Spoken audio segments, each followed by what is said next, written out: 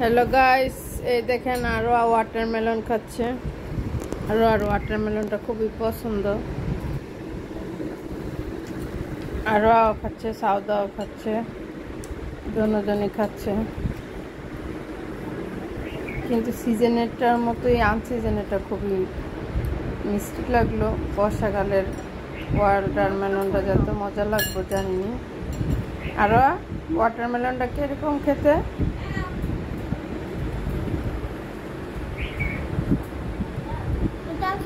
মিষ্টি আর একটা গরমকালে এটা অনেক উপকারীও।